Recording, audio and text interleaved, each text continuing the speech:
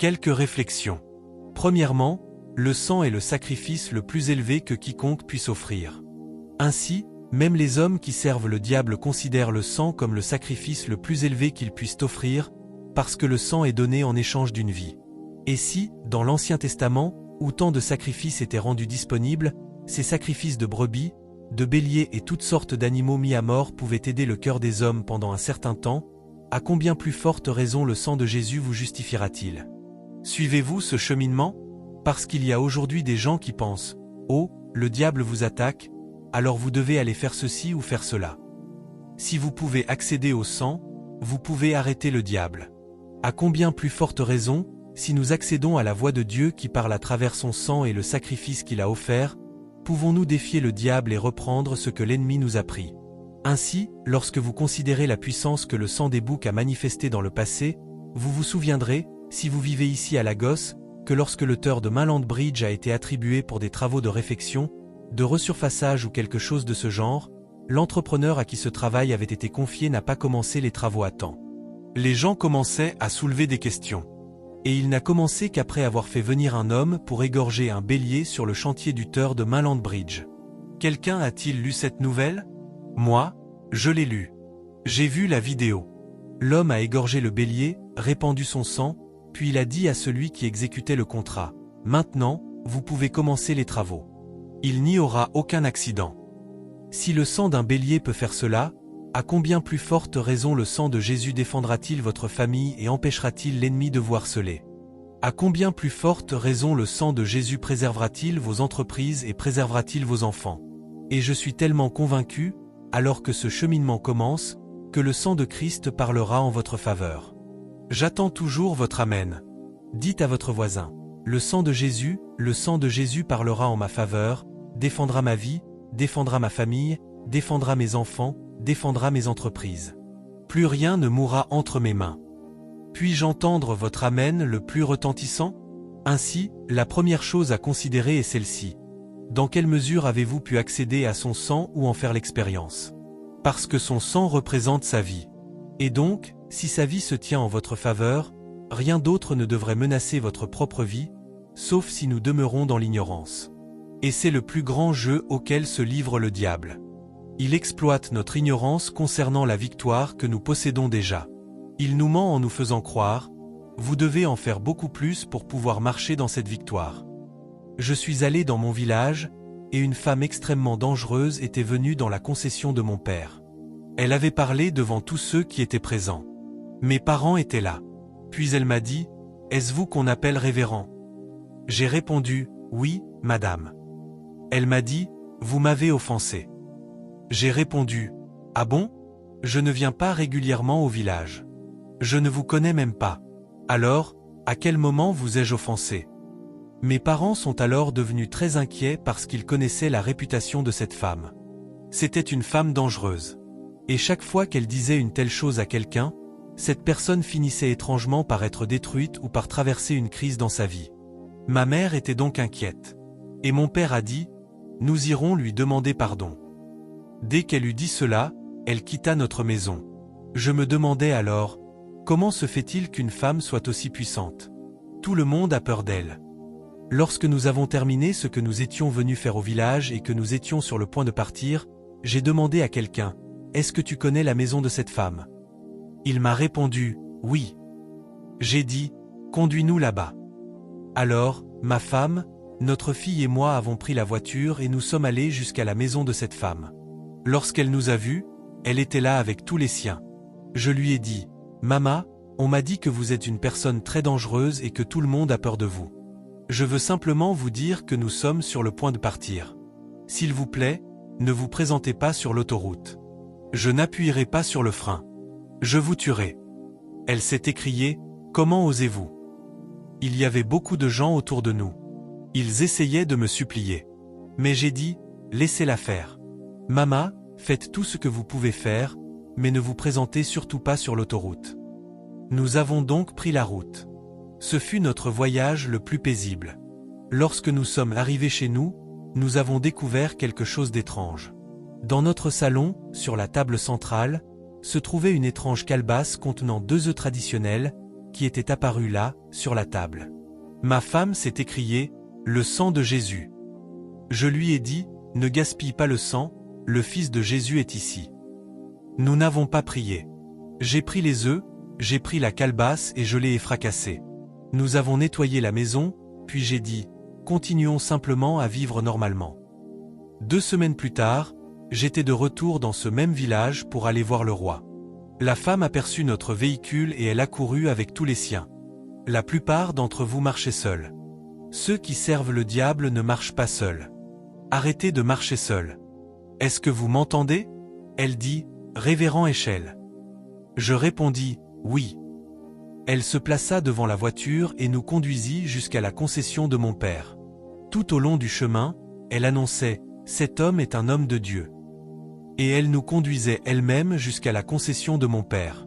Lorsque nous sommes arrivés, je lui ai dit, Mama, merci d'être venue me conduire jusqu'à la concession de mon père. Elle répondit, oui. Alors, maintenant, selon vous, quelle était ma confiance? Le sang. Le sang. Si, avec le sang des animaux, des gens peuvent revêtir des vêtements de Satan, porter des cornes entières d'animaux morts et vous harceler, alors, si vous embrassez le sang de Jésus, à combien plus forte raison devriez-vous remettre le diable à la place qui lui revient? Parce qu'aujourd'hui, certains d'entre nous ne peuvent même pas dormir correctement parce que le diable leur dit qu'il veut les tuer. Vous vous réveillez après avoir fait des rêves troublants. J'ai répondu à quelqu'un tôt ce matin. Cette personne m'avait envoyé un rêve très inquiétant qu'elle avait fait, puis son mari me l'a transmis. Et lorsque son mari me l'a envoyé, j'ai été heureux de la manière dont je lui ai répondu.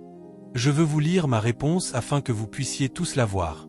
Après qu'il m'eut écrit toute cette longue histoire, j'ai répondu, « Cela n'arrivera pas. » Elle avait dit, « J'ai vu mon mari s'enfoncer, et je criais pour appeler au secours. » Alors j'ai répondu, « Cela n'arrivera pas. Le sang de la rédemption parlera en votre faveur. » Amen. Le sang a une voix. Levez votre main droite, si cela ne vous dérange pas, et répétez après moi. Le sang rédempteur de Jésus parlera continuellement en ma faveur, dans tous les domaines de ma vie, au nom de Jésus. Par conséquent, je ne serai pas laissé pour compte, car la voix du sang de Jésus parlera en ma faveur et me rachètera de toute malédiction et de tout trouble, au nom de Jésus. Puis-je entendre votre Amen? C'est la première chose sur laquelle je veux insister alors que nous considérons l'expression « beaucoup plus ». Deuxièmement, ce sur quoi j'aimerais insister avec vous, c'est que vous devez comprendre que, lorsque vous accédez au sang, Dieu peut faire beaucoup plus pour vous que tout ce que vous pouvez penser ou imaginer.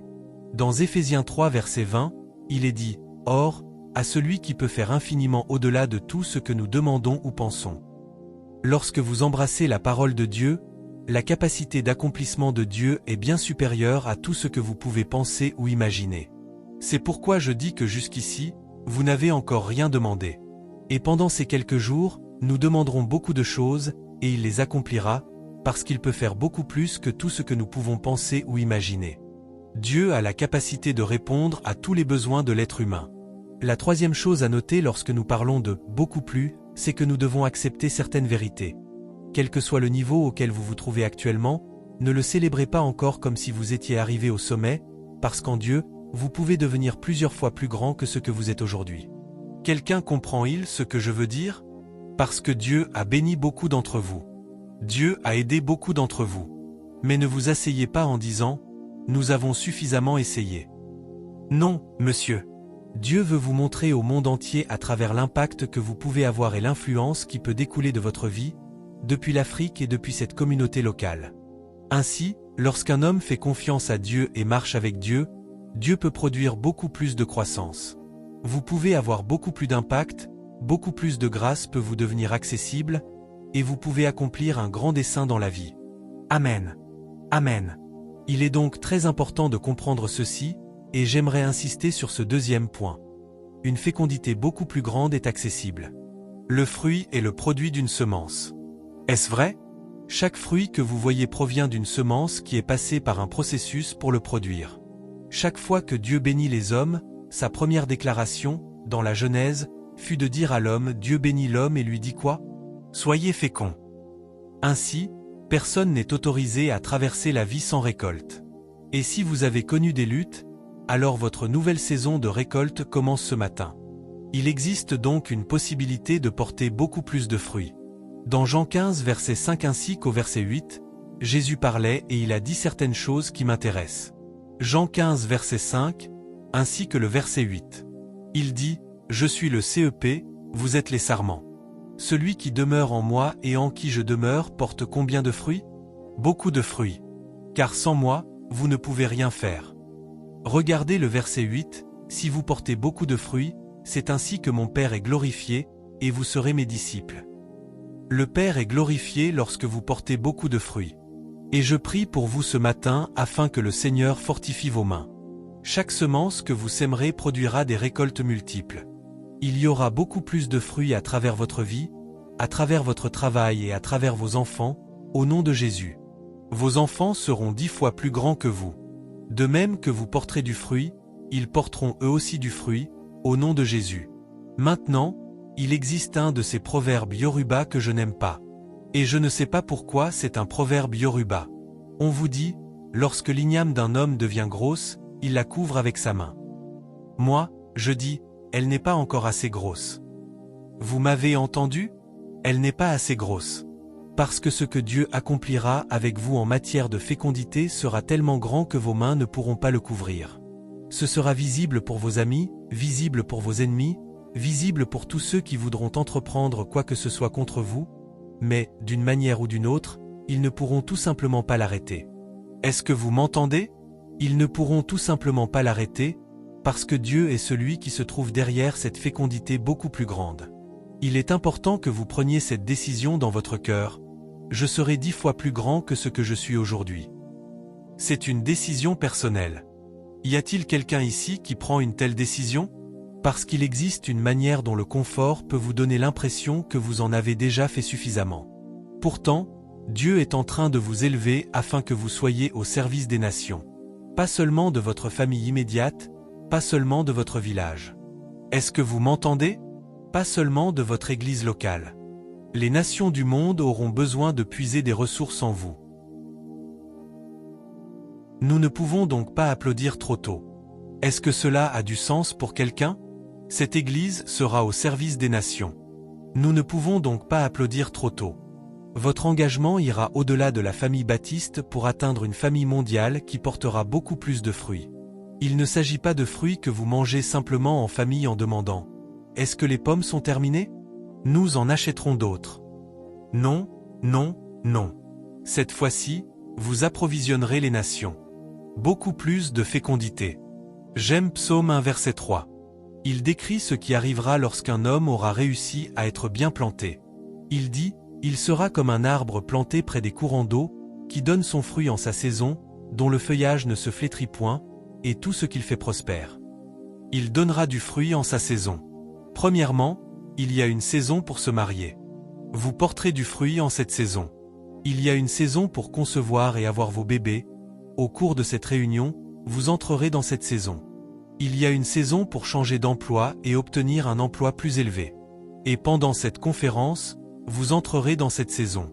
Il y a une saison pour réussir brillamment tous vos examens, et vous entrerez dans cette saison. L'amen est plus fort à l'étage qu'ici. Vous entrerez dans une saison d'honneur. Partout où votre nom sera mentionné, vous serez puissamment défendu, puissamment favorisé et puissamment aidé. Et l'on dira, non, c'est sa saison. Lorsqu'un homme entre dans sa saison, tout ce qu'il fait devient à la mode, devient un style et commence à faire tendance, parce que c'est sa saison. Votre saison recommence. Il est dit que tout ce qu'il fait prospère, parce qu'il est dans sa saison. C'est sa saison. Certains d'entre vous qui êtes assis ici jouiez au football lorsque vous étiez jeune, il y a de nombreuses années. À cette époque, personne ne vous récompensait pour avoir joué. Est-ce que vous entendez ce que je suis en train de vous dire? Ce sont pourtant les mêmes jambes. Alors, lorsque je regarde certains de ces jeunes garçons jouer aujourd'hui et que l'on dit que Messi vaut telle ou telle somme, je dis « non ». Est-ce que quelqu'un m'entend? Vous voulez dire qu'avec ces mêmes jambes? Combien d'entre vous jouaient autrefois au football? Vous jouiez au football partout. Est-ce qu'on vous a donné une maison dans une grande ville? Puis-je prier avec vous, monsieur? Que chaque partie de votre vie se traduise par de la fécondité. Tout ce dans quoi vous mettrez les pieds produira une récolte. Tout ce à quoi vous mettrez la main produira de la fécondité. Tout ce que vous lirez et sur quoi vous ferez un commentaire produira de la fécondité, au nom de Jésus. C'est notre saison. C'est une saison de grandes possibilités. Et vous en serez bénéficiaires, au nom de Jésus. Êtes-vous toujours là? Oui, monsieur. Beaucoup plus de fruits. Dieu veut que nous soyons très féconds. Comme je l'ai dit à ma femme, si j'avais eu autrefois la compréhension que j'ai maintenant, j'aurais eu 12 enfants. Cela fait partie de la fécondité. Alors, pour ceux d'entre vous qui commencent encore l'aventure qui consiste à élever des enfants, que le Seigneur vous aide. Il est dit que vos enfants entoureront votre table. Il vous faudra une longue table à manger pour accueillir 12 fils avec papa et maman. Que le Seigneur vous aide. Vous savez pourquoi j'ai dit cela à ma femme? Elle m'a répondu, « Monsieur, si vous en vouliez 12, moi, je suis prête. » Vous comprenez ce que je veux dire? Je lui ai dit cela parce que j'ai commencé à découvrir la puissance du nombre. Supposons qu'une décision doive être prise dans votre entreprise. Il n'y a que 2 chrétiens au conseil d'administration.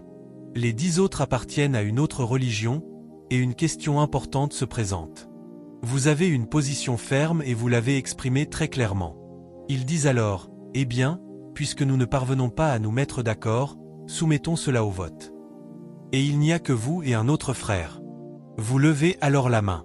Ils disent, « Que ceux qui pensent que nous ne devrions pas faire cela maintenant lèvent la main. » Tous les autres lèvent la main. Et vous dites, « Dieu, où sont nos effectifs? » Voyez-vous ma préoccupation?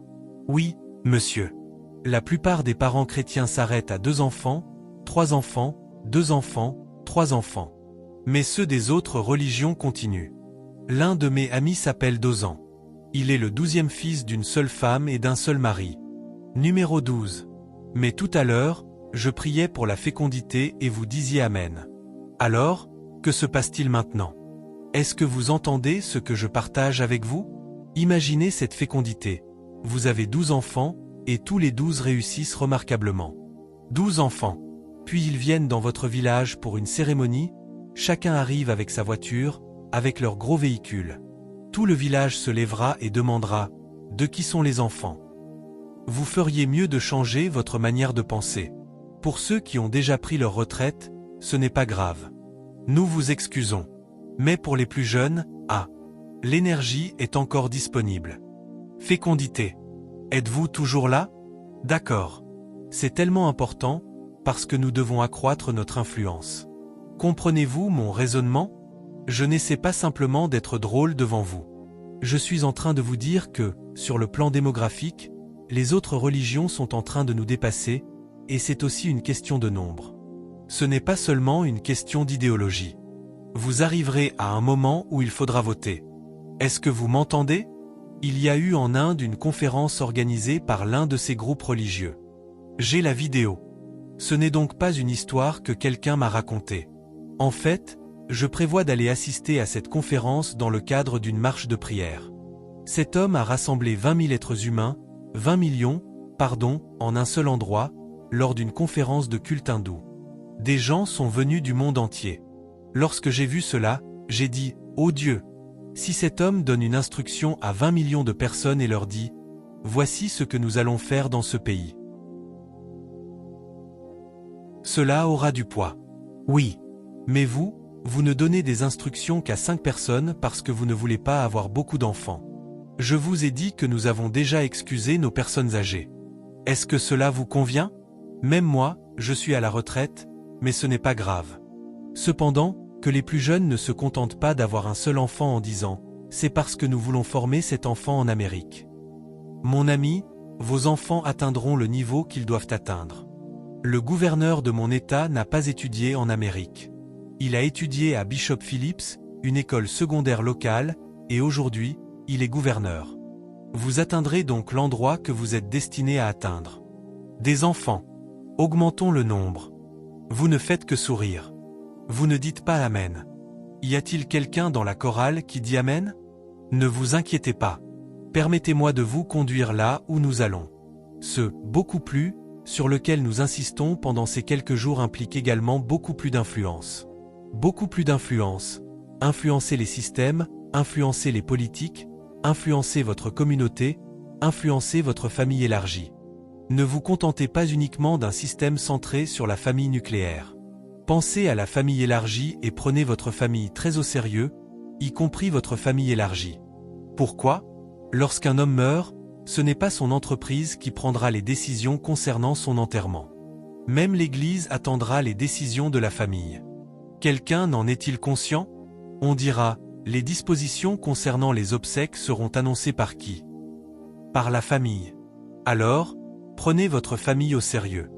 Prenez votre famille élargie au sérieux. Ne soyez pas un étranger parmi eux. Ne vivez donc pas comme quelqu'un qui n'a rien à faire avec les membres de sa famille. Faites des choses avec eux, parce que ce sont eux qui prendront les décisions concernant votre enterrement lorsque vous mourrez dans votre vieillesse. Lorsqu'ils diront « Papa est décédé », ils pourront dire « Vous ne pouvez pas l'enterrer à la gosse. Ramenez-le ici. » Comprenez-vous ce dont je parle? Votre influence au sein de votre famille élargie est donc importante. Vous dites « Non, mais ce sont des gens terribles. Ce sont des gens méchants. » C'est justement pour cela que Dieu vous a suscité. Je n'ai encore jamais vu la lumière avoir peur des ténèbres.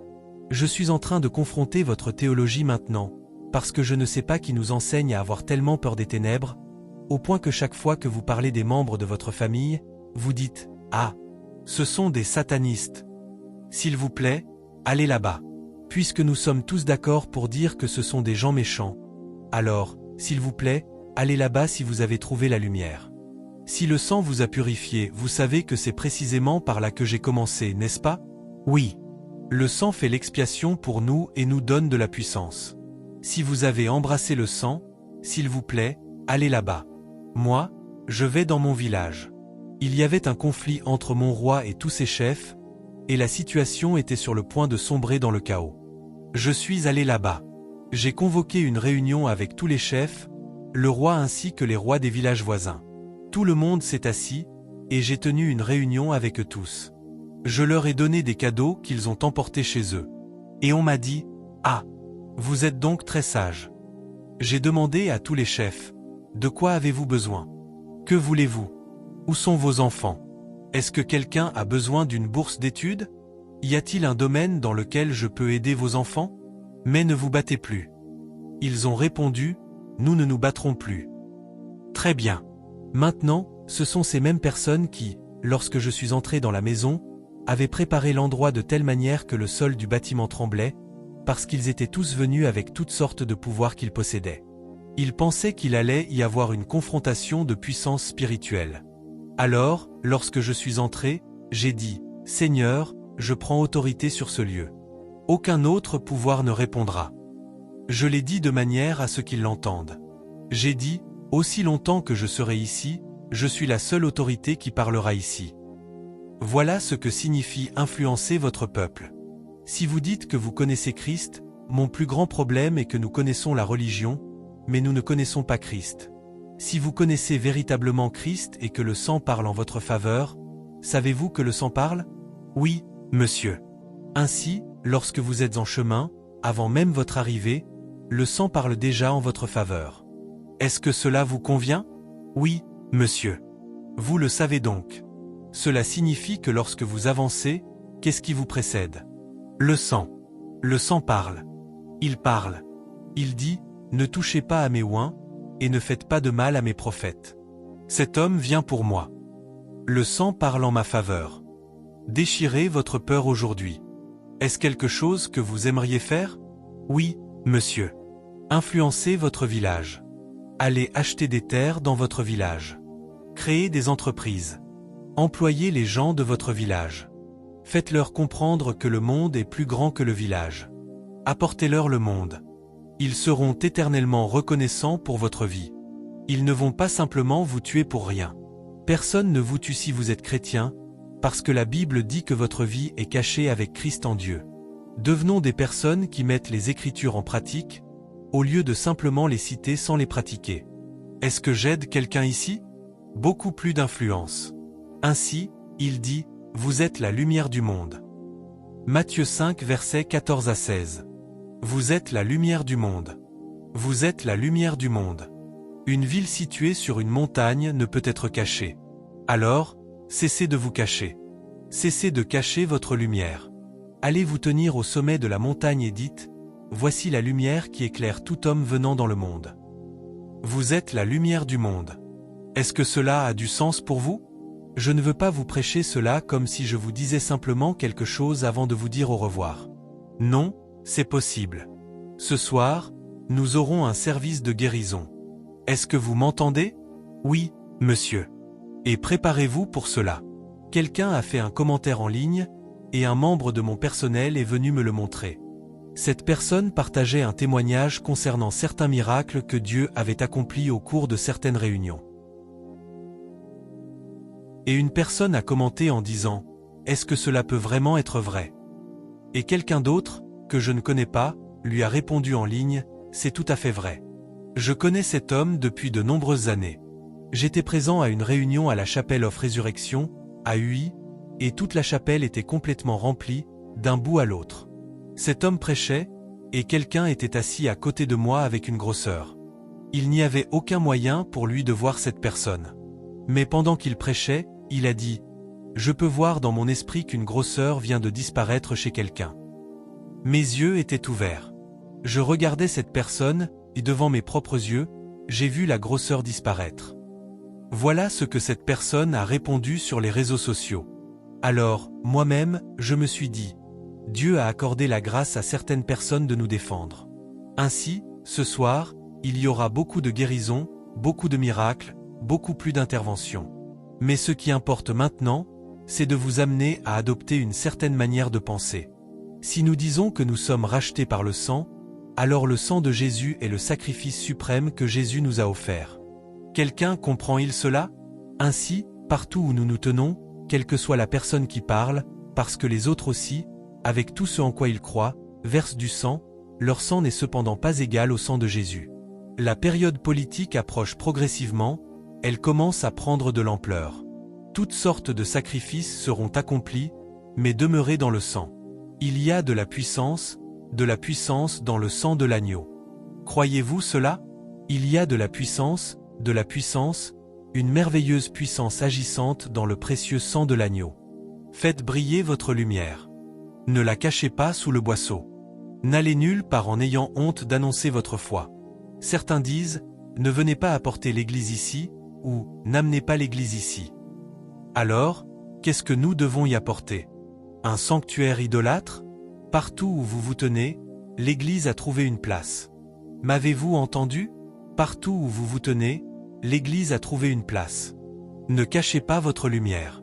Ne cachez pas votre Bible. Ne l'enveloppez pas pour la mettre dans un grand sac. On vous demande, qu'est-ce qu'il y a là-dedans? Et vous répondez, oh, quelques affaires. Qu'est-ce que vous appelez, quelques affaires? Vous savez, nous avons inventé de nouvelles expressions pour embellir nos faiblesses. Soyez audacieux dans votre foi. Partout où vous vous tenez, qu'on vous entende dire, nous rendons gloire à Dieu. Nous sommes arrivés. Combien d'enfants de Jésus sont ici? Annoncez votre arrivée partout où vous allez. Faites briller la lumière. Et faites-la d'abord briller auprès de votre conjoint. Ce ne sont que les personnes qui vivent dans les ténèbres qui peuvent se tromper mutuellement, parce que dans un endroit obscur, vous ne pouvez pas voir clairement ce que fait l'autre personne. N'est-ce pas vrai? Et lorsqu'il y eut des ténèbres en Égypte, il est dit que personne ne pouvait voir l'autre. Alors, vous voyez des gens dire, « Regardez, voici ma femme, mais il y a des ténèbres entre vous. Vous ne vous voyez pas véritablement. Nous ne pouvons pas nous toucher cœur à cœur. Nous ne sommes pas vraiment certains de savoir qui vous êtes. Vous vous contentez de payer le loyer de la maison, de fournir la nourriture, de construire une maison ou de faire une chose ou une autre. Malgré toutes les bonnes choses que vous avez accomplies, nous ne pouvons toujours pas toucher votre cœur, alors qu'il est si proche, simplement parce que vous refusez de le dévoiler à votre femme. Vous voyez donc des couples vivre ensemble sans même se connaître réellement. Ils parlent ensemble, ils participent ensemble à des sorties et à des activités sociales, ils font tout ensemble, mais ils ne se connaissent pas véritablement, parce qu'il n'existe aucune connexion de cœur à cœur. Faites briller la lumière dans chaque cœur obscur. M'avez-vous entendu? Une femme de cette ville a été bouleversée jusqu'au plus profond d'elle-même. Jusqu'au plus profond d'elle-même. Après avoir vécu dans le mariage pendant plus de 26 ans, elle n'avait jamais véritablement connu son mari.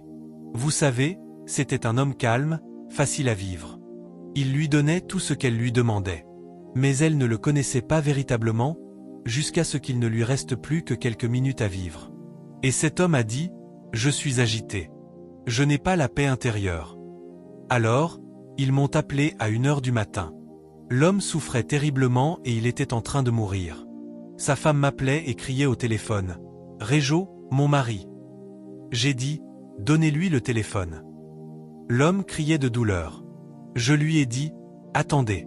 Dites-moi maintenant ce que vous n'avez pas pu dire à votre femme. » Et l'homme a dit, « Je suis le chef d'une certaine secte en Écosse. » Celle qui criait quelques instants auparavant s'est tout simplement effondrée. « Quoi ? Pendant 26 ans, tu appartiens à une secte ? Je suis ta femme et je n'en ai jamais rien soupçonné ? Qu'elle vit dans les ténèbres. » Alors, je lui ai demandé de répéter après moi et je l'ai conduit à Christ. Ensuite, il a dit, « Ah, merci, monsieur. Maintenant, j'ai la paix intérieure. » Je lui ai répondu, « Oui, mais vous allez mourir. » Il a dit, « Oui, je le sais. » Et il est mort. Je suis venu ici, à Lagos, pour célébrer ses obsèques. Faites briller la lumière. Vous êtes mariés ? Ouvrez vos cœurs l'un à l'autre. Ne dites pas, lorsque nous arriverons au pont, nous le traverserons.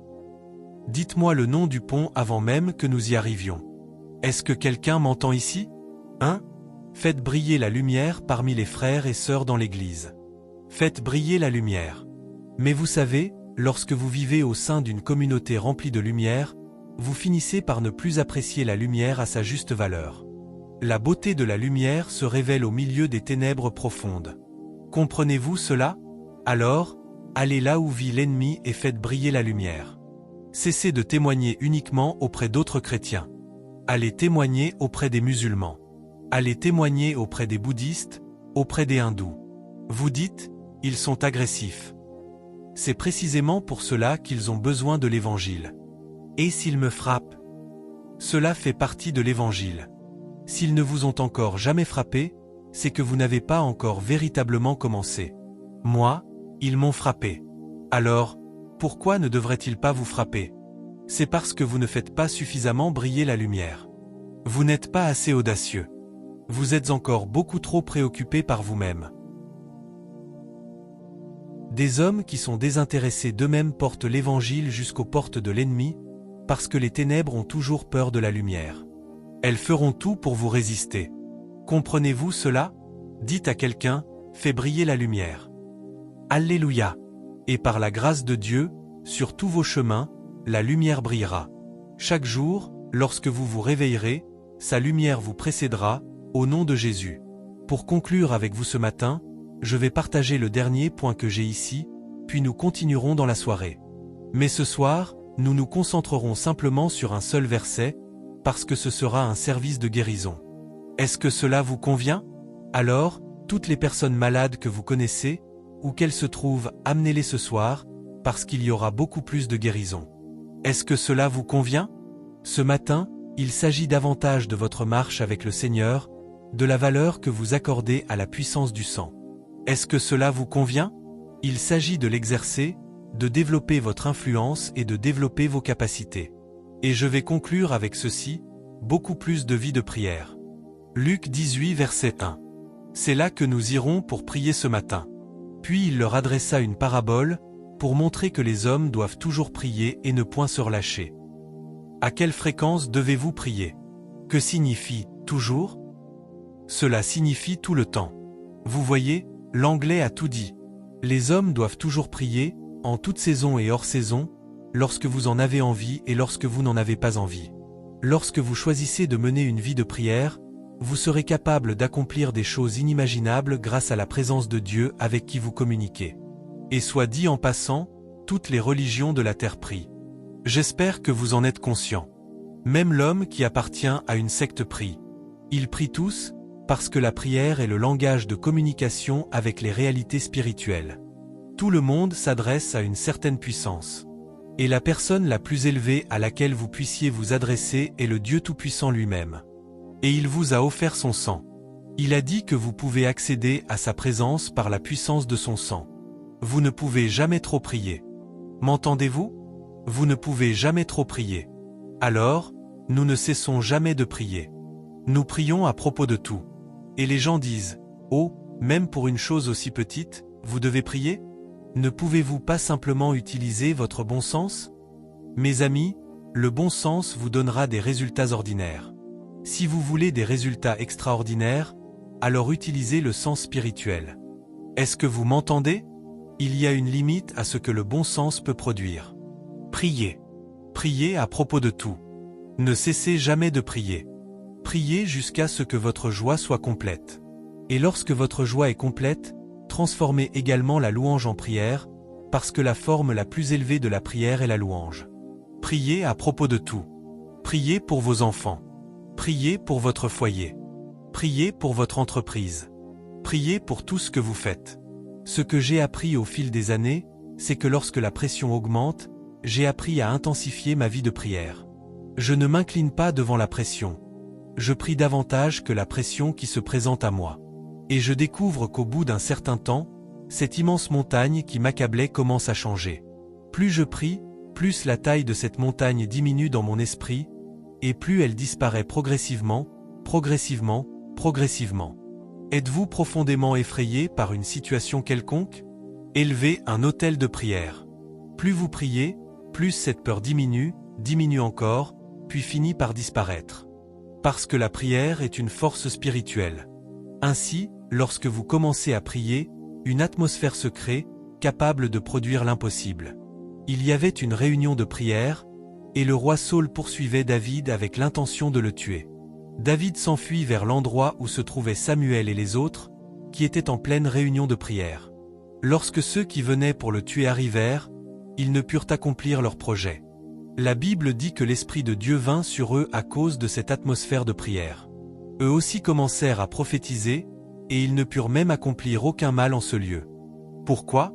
Parce que lorsque vous êtes une personne de prière, vous contrôlez votre environnement. Levez-vous avec moi. Êtes-vous heureux d'être venu ce matin ? Oui, monsieur. Chaque territoire autour de vous possède une réalité spirituelle qui lui est associée.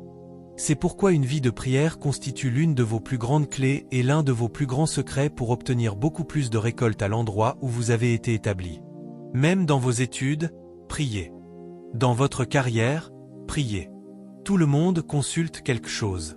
Avez-vous remarqué ce qu'ils ont dit à Jonas lorsqu'ils sont allés le réveiller ? Ils lui ont dit « Invoque ton Dieu ».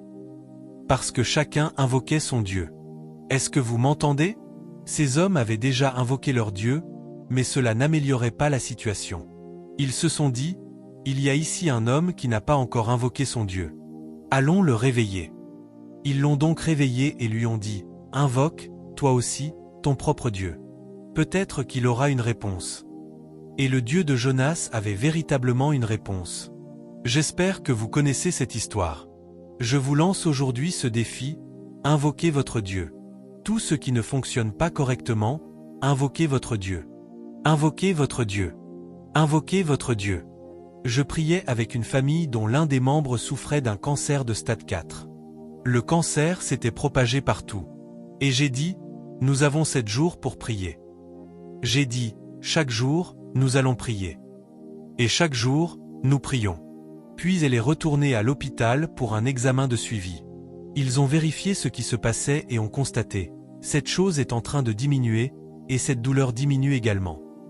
Chaque jour, la maladie diminuait. Chaque jour, elle diminuait. Et au 7e jour, ils ne purent plus retrouver cette chose. Voilà la puissance de la prière.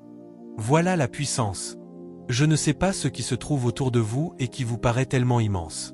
Mais lorsque vous bâtissez un autel de prière, cette chose que vous voyez aujourd'hui comme quelque chose d'immense commencera à diminuer jusqu'à ce qu'elle disparaisse complètement. Êtes-vous prêt à prier ? Êtes-vous prêt à prier ? Alors, lorsque nous parlons de « beaucoup plus », par quoi avons-nous commencé ? Vous souvenez-vous ? Le sang. Si le sang des animaux peut faire cela, à combien plus forte raison le sang de Jésus peut-il agir ? Et après cela, qu'est-ce que j'ai partagé avec vous ? Consultez vos notes. Je suis en train de vérifier ce que vous avez retenu. 1. Que Dieu est capable de faire pour vous beaucoup plus que tout ce que vous pouvez penser ou même imaginer. Et il peut accomplir pour vous des choses en abondance. Qu'est-ce que j'ai encore partagé avec vous? Beaucoup plus d'influence?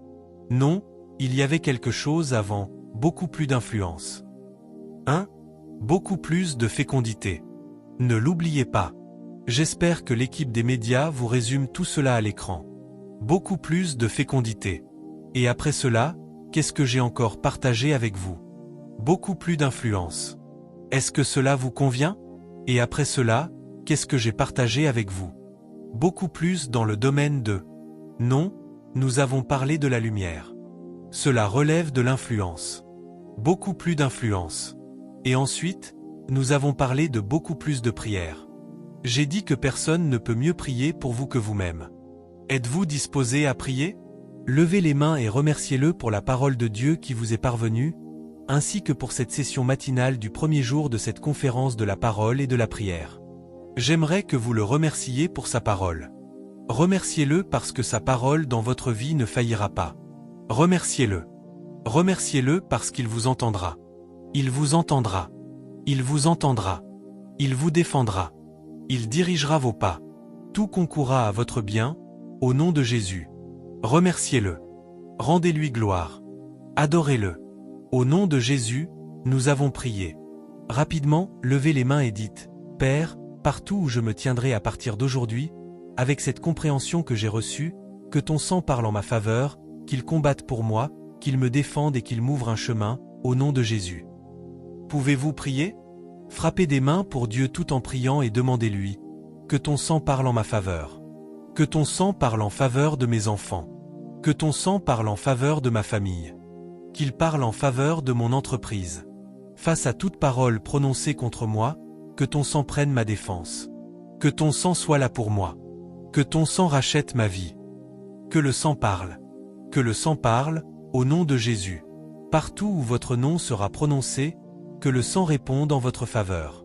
Partout où le mal sera projeté contre vous, que le sang de Jésus leur réponde. Que le sang de Jésus combatte pour vous et défende votre cause, au nom de Jésus. Au nom de Jésus, nous avons prié. Encore une prière. Levez la main et dites, « Père, je reçois un réveil sur mon autel de prière. Lorsque j'ouvrirai la bouche et que je t'invoquerai, tu m'entendras depuis les cieux. Toutes les pressions qui entourent ma vie disparaîtront à mesure que je prierai. Qu'il y ait du feu sur mon autel de prière, au nom de Jésus. » Pouvez-vous prier le Dieu des cieux? Seigneur, qu'il y ait du feu. Il n'est plus question de mener simplement une vie tranquille sans vie de prière. Nous choisissons une vie de prière. Nous choisissons de prier beaucoup plus. Qu'il y ait une aide puissante. Ô Dieu, alors que nous persévérons dans la prière en t'invoquant, que toutes les pressions qui entourent nos vies commencent à diminuer.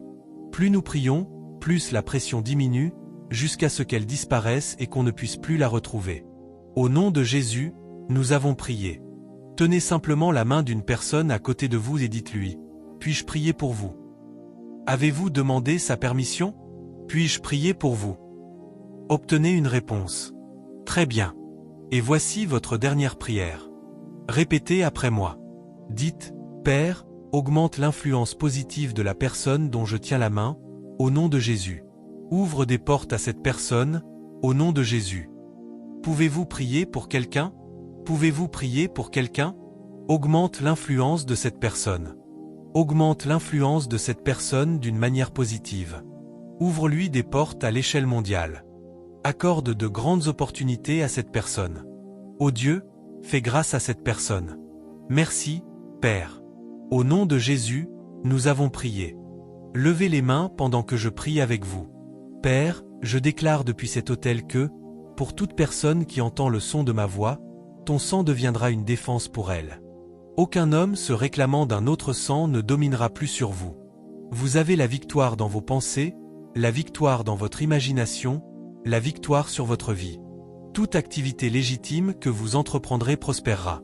Elle grandira entre vos mains, au nom de Jésus. Je vous bénis. Je déclare beaucoup plus de récolte, beaucoup plus d'influence et beaucoup plus de fécondité, au nom puissant de Jésus. Merci, Père. Au nom de Jésus, nous avons prié. Rendez gloire à Dieu si vous le pouvez. Que Dieu vous bénisse. Célébrons Jésus. Applaudissez Jésus.